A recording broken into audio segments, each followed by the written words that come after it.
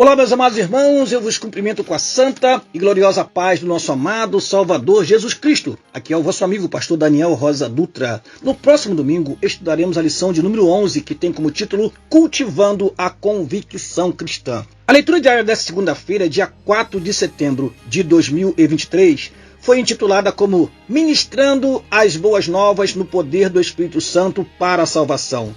E o texto escolhido encontra-se em 1 Tessalonicenses, capítulo 1, versículos 6 a 10, mas nós queremos ler também o versículo 5. Diz assim a palavra do Senhor: Porque o nosso evangelho não foi a vós somente em palavras, mas também em poder e no Espírito Santo e em muita certeza, como bem sabeis quais fomos entre vós, por amor de vós. E vós fostes feitos nossos imitadores e do Senhor, recebendo a palavra em muita tribulação com o gozo do Espírito Santo, de maneira que fostes exemplo para todos os fiéis na Macedônia e Acaia, porque por vós soou a palavra do Senhor, não somente na Macedônia e Acaia, mas também em todos os lugares. A vossa fé para com Deus se espalhou, de tal maneira que já dela não temos necessidade de falar coisa alguma, porque eles mesmos anunciam de vós qual a entrada que tivemos para convosco e como dos ídolos vos convertestes a Deus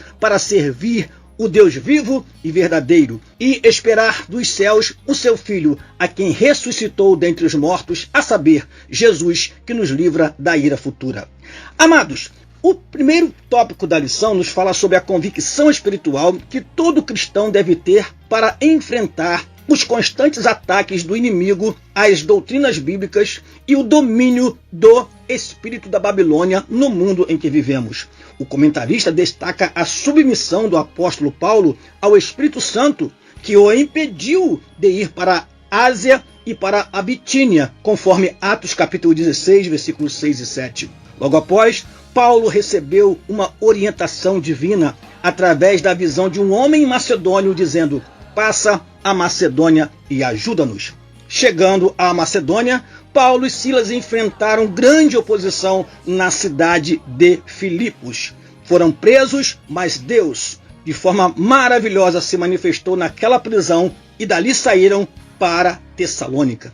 O livro de Atos dos Apóstolos registra a grande oposição que sofreram por parte de judeus desobedientes e invejosos em Tessalônica, a ponto de promoverem um grande alvoroço na cidade. Mas tamanha oposição não foi impedimento para a salvação de muitos e o estabelecimento de uma igreja exemplar, convertida de fato ao Evangelho, sendo uma referência para as igrejas da Macedônia e Acaia. Atos capítulo 17, versículo 4 diz: E alguns deles creram e ajuntaram-se com Paulo e Silas, e também uma grande multidão de gregos religiosos e não poucas mulheres principais. O versículo 12 diz: De sorte que creram muitos deles, e também mulheres gregas da classe nobre e não poucos homens. Ora, o que promoveu este resultado tão expressivo? A atuação sobrenatural do Espírito Santo. Não foi com palavras persuasivas, não foi com palavras de engano, falsidade ou embuste, tampouco com um mero intelectualismo humano que atrai o foco para a pessoa que o detém e não para Cristo. Mas o Evangelho chegou com poder, no Espírito Santo e em muita certeza ou convicção.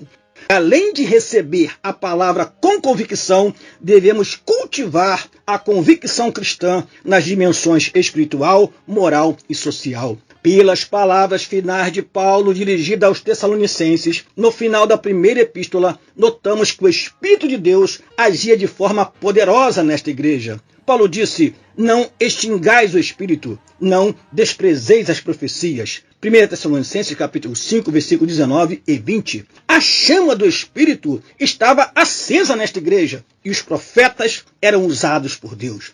Por esses motivos, a igreja se tornou uma referência. Amados, apesar de toda a oposição que enfrentamos, devemos estar convictos da nossa vocação e eleição e deixar que o Espírito Santo nos conduza como conduziu Paulo. Não deixemos essa chama se apagar. Assim, seremos referência e atrairemos outras pessoas para o Evangelho de Cristo. Deus vos abençoe em nome de Jesus. Amém.